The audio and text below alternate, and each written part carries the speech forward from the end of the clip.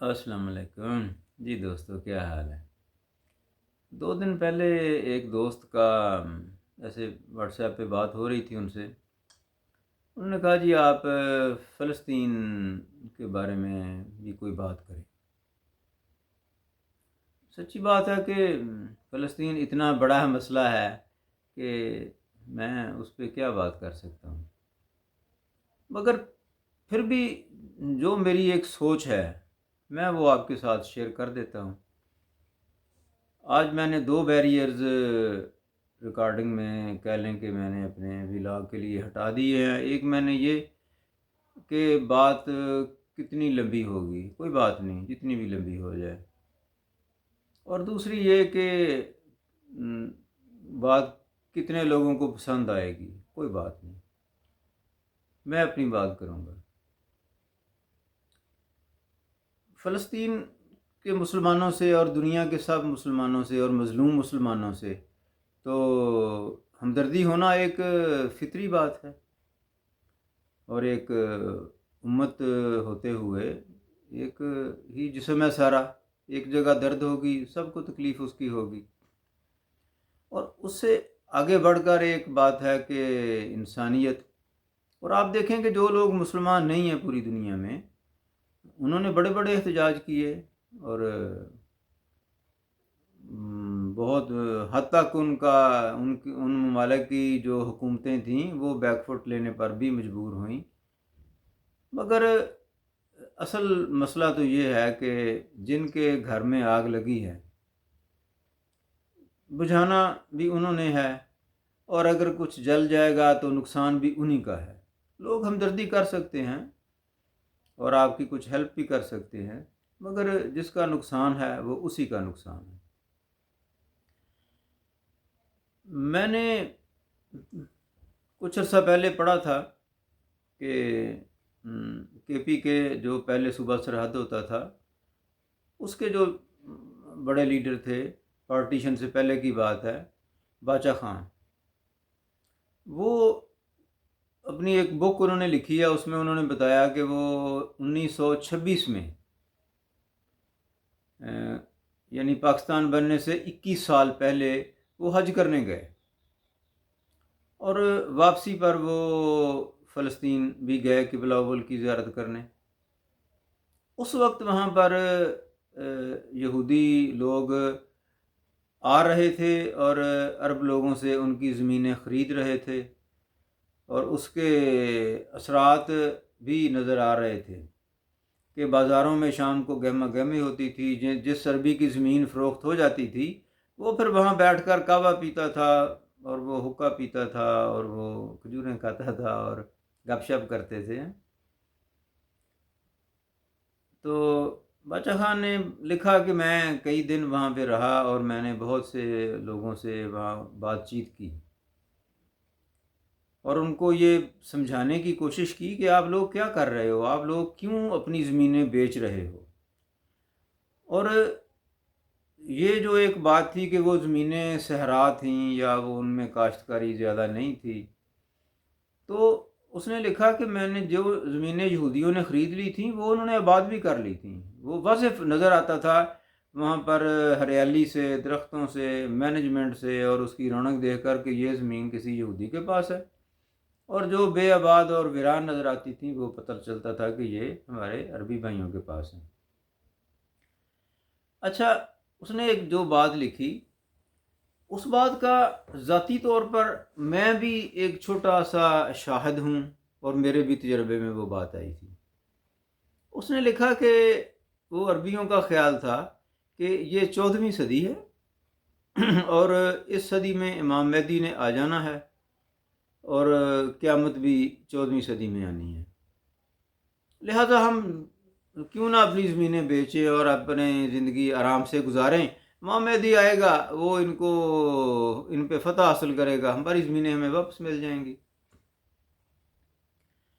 یہ 14ویں صدی والا بھی بڑا سین تھا. یعنی کہ اس نے لکھا کہ مجھے بڑا افسوس ہوا، اور میں سمجھ گیا کہ ہمارے بر صغیر کے مولویوں کی طرح یہاں بھی مولویوں نے لوگوں کی یہ ذہن سازی کر رکھی ہے کہ یہ 14ویں صدی آخری صدی ہے، اور اس کے بعد کچھ نہیں ہے۔ دوستو، یہ 1445 ہجری ہے، یعنی 15ویں صدی شروع ہوئے 45 سال ہو گئے۔ اچھا، میری عمر اس وقت 58 برس ہے، یعنی میں اس وقت 13 سال کا تھا جب 15ویں صدی شروع ہوئی۔ اس وقت یہ بہت ہاٹ ٹاپک تھا پاکستان میں بھی۔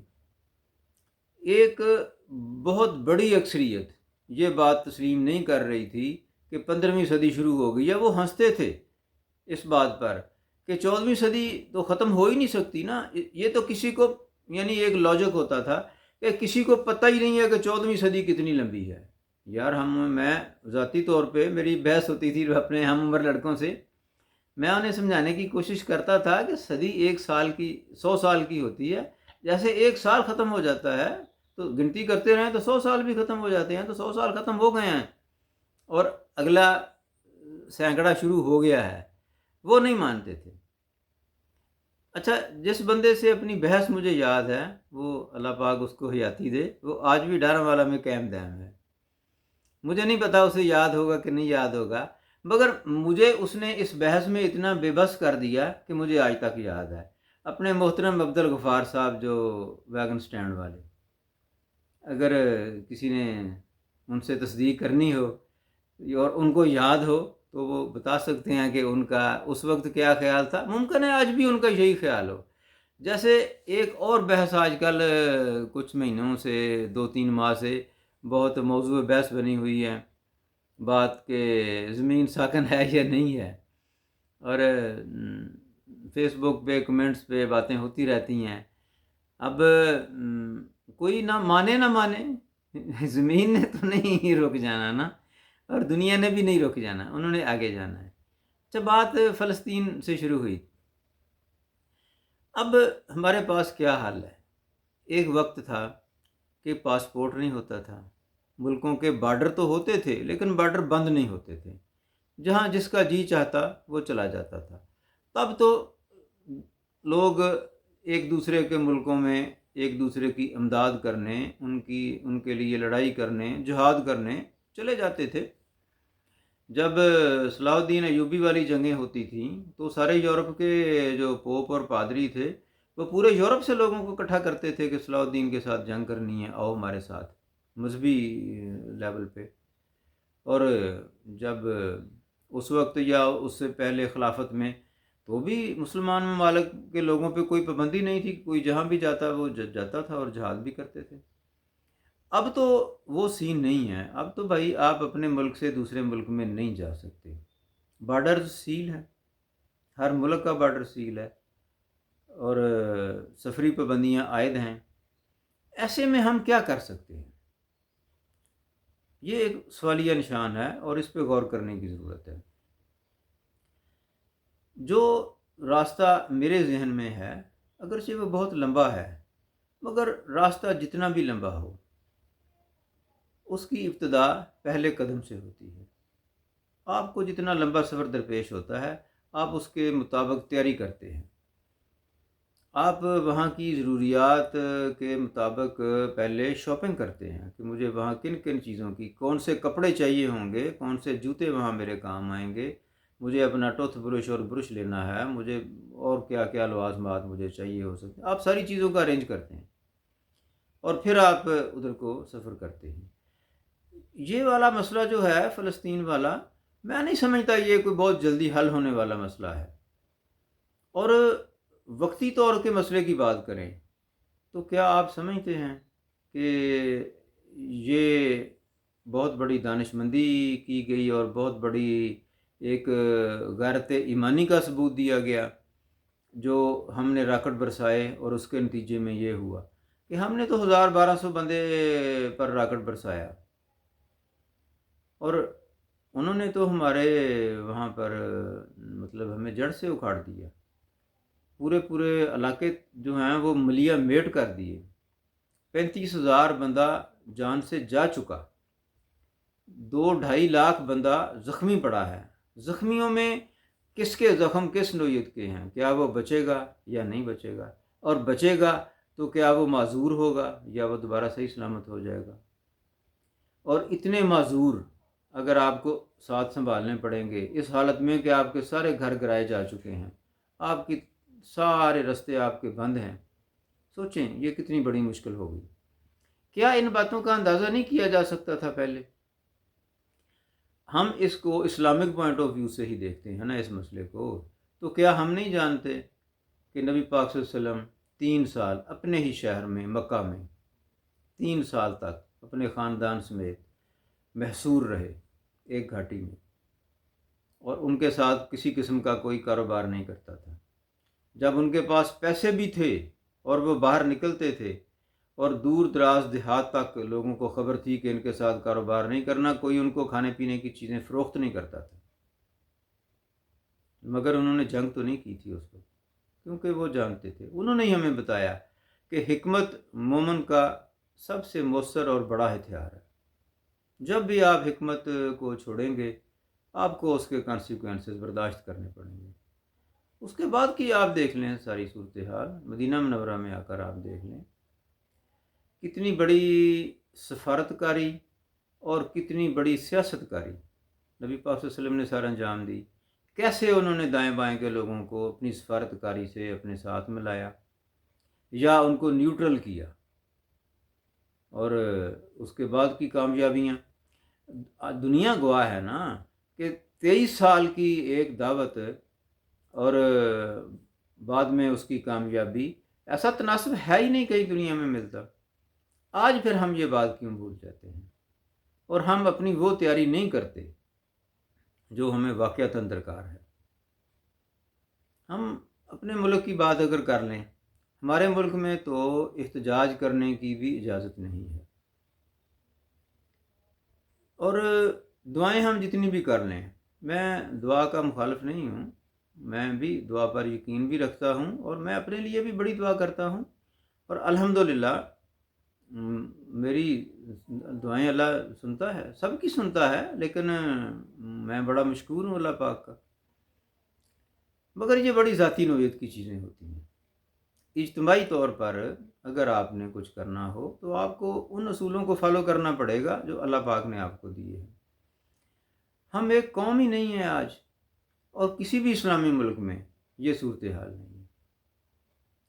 مگر ایک چیز میں نے محسوس کی ہے، پاکستانی لوگوں پر اللہ پاک کا ایک بڑا خاص کرم ہے۔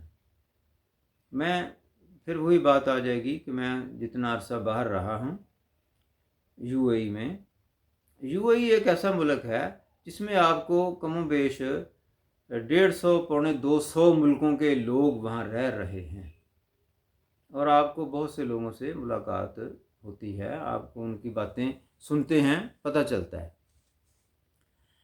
اچھا، مجھے اس بات پر بڑا فخر محسوس ہوا وہاں پر کہ ہم پاکستانی ہر شعبے میں موجود ہیں۔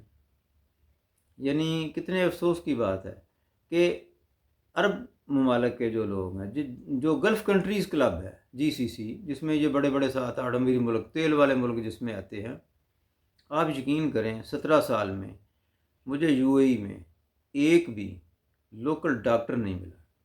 اچھا، ہو سکتا ہے کچھ ہوں، مگر اتنے نہیں ہیں کہ آپ کو وہ کہیں مل جائیں۔ ہاسپٹلز میں وہ ڈائریکٹر تو ہوں گے، مینیجر تو ہوں گے، مگر ڈاکٹر میں نے نہیں دیکھا۔ ڈاکٹر وہاں پر ایجپشین ہیں اور انڈین ہیں اور پاکستانی ہیں اور بہت سے اور بھی ملکوں کے ہیں، مگر مقامی۔ اچھا، میرا تعمیرات کے شعبے سے وہاں میں کافی دیر وابستہ رہا، ہر ملک کا انجینئر میں نے وہاں دیکھا، حتیٰ کہ میں نے فلپینی انجینئر بھی وہاں پہ دیکھے، اور انڈین تو بہت زیادہ، مگر ہمارے پاکستانی بھی ماشاءاللہ بہت تھے، اور مصری، ان کا تو مطلب دوسرا گھر ہے یہ یو اے ای، کیونکہ ان کی زبان عربی ہے۔ ان کے لیے یہ ایک بہت بڑی بلیسنگ ہے کہ جو بات ہم نے اپنی قابلیت دکھا کر جو نوکری لینی ہے، انہوں نے صرف اپنی زبان چلا کر لے لینی ہے۔ خوشامد کا فن وہ بڑا جانتے ہیں، لائق وہ اتنے نہیں ہیں مگر کامیاب ہیں وہ۔ مگر مقامی لڑکا میں نے کوئی انجینئر نہیں وہاں پر دیکھا کہ کوئی لوکل عربی لڑکا ہو اور وہ وہاں انجینئر ہو. چلو چیف انجینئر ہی لگا لیں، نہیں، مگر جو محکمے ان کو ڈیل کرتے ہیں وہاں پر وہ ایز اے مینیجر وہ بیٹھے ہوئے ہیں. مگر کوئی ایسی تعلیم جو مشکل ہو وہ حاصل کرنا میں سمجھتا ہوں کہ ان لوگوں کے بس کی بات نہیں. لیکن ہمارے پاس ہے یہ. ہمارے اندر اور بھی بہت سی کوالٹیز ہیں، مگر ایک بات جس مسئلے میں ہم بحثیت قوم مار کھا رہے ہیں وہ بات یہ ہے کہ ہم جس سیاسی جماعت کو پسند کرتے ہیں، جس ہم مذہبی رہنما کو پسند کرتے ہیں یا جس مذہبی فرقے کو ہم پسند کرتے ہیں، ہم اس کے ساتھ اس طرح وابستہ ہو جاتے ہیں کہ ہم ان لوگوں پر کوشچن نہیں کرتے. ہماری ان کے لیے عقیدت غیر مشروط ہے. یہ ہماری قوم بننے میں اور بحثیت قوم ترقی کرنے میں یہ بہت بڑی رکاوٹ ہے. اچھا، ان دونوں طبقوں کو اس بات کی سمجھ آ گئی ہے، سیاستدان کو اس بات کی سمجھ آ گئی ہے کہ جو لوگ ہمیں فیور دیں گے وہ اس کے بعد ہم سے یہ سوال نہیں کریں گے کہ آپ لوگوں نے یہ وعدہ کیا تھا اور یہ کام نہیں کیا. وہ ہماری ہر حال میں سپورٹ کریں گے. اسی طرح مذہبی رہنماؤں کو بھی اس بات کا پتہ چل گیا ہے. میں نے نہیں دیکھا اب بہت لمبے عرصے سے کہ کوئی مذہبی فرقہ لوگوں کو اپنے فرقے کی خوبیاں بتاتا ہو. نہیں، وہ اپنے لوگوں کو دوسرے فرقوں کی خامیاں بتاتے ہیں اور ان کو ان کے خلاف بھڑکا کر رکھتے ہیں. اسی میں ان کی کامیابی ہے. سیم کام سیاسی جماعتیں کرتی ہیں.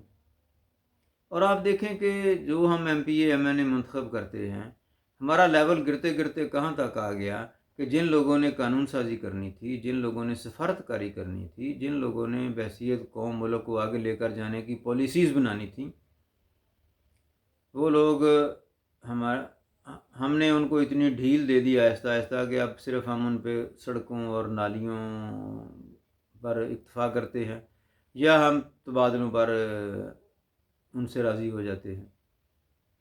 انہیں کیا ضرورت ہے کہ وہ اس سے بڑے کام کرے.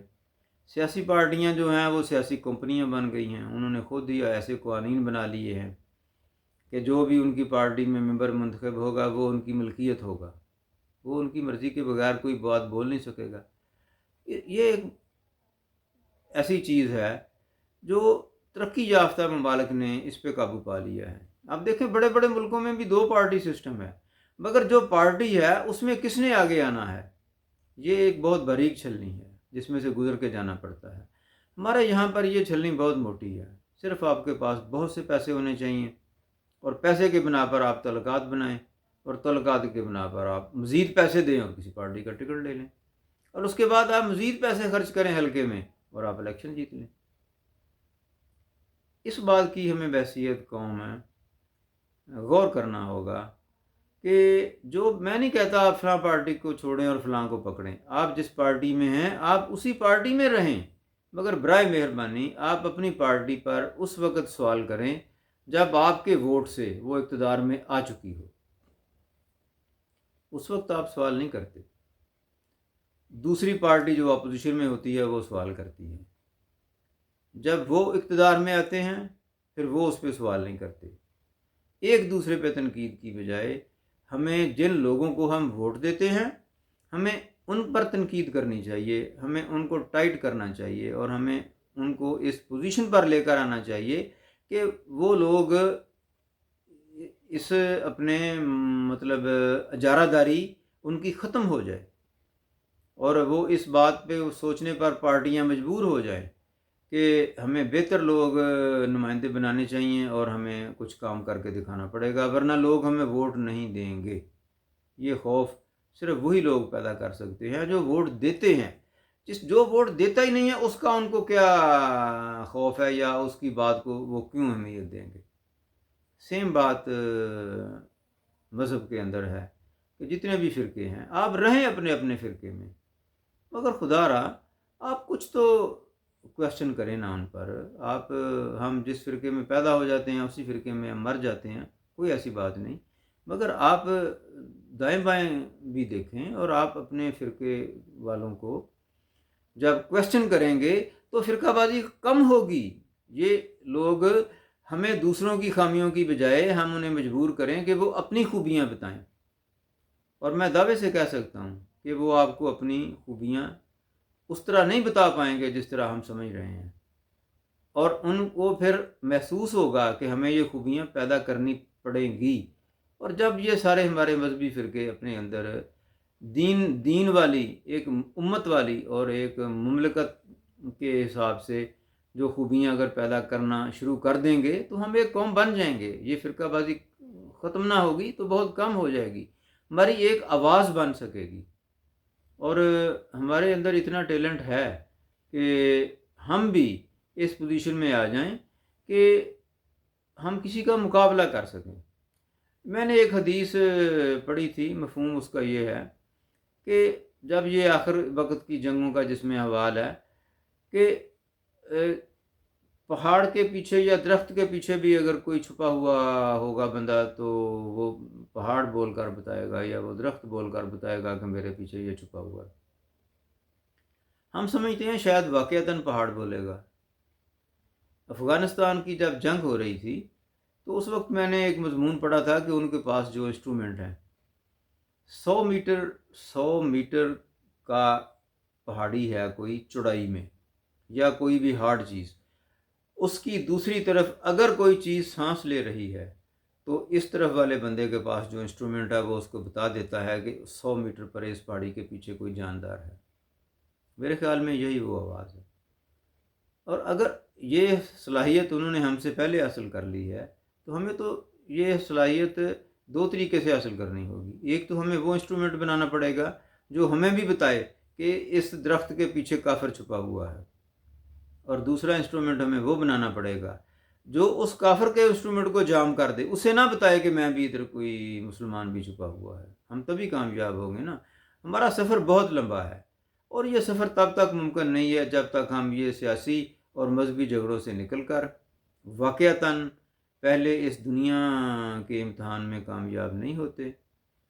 تب تک یہ دعائیں اور یہ دعائیں ہی رہ جائیں گی. ہو سکتا ہے ان دعاؤں کے باقی جو طریقے ہیں قبول ہونے کے کہ ہمیں آخرت میں ان کا ثواب مل جائے، وہ مل جائے گا، مگر یہاں دنیا کے لیے تو پھر یہ ایسے ہی خواری ہوگی.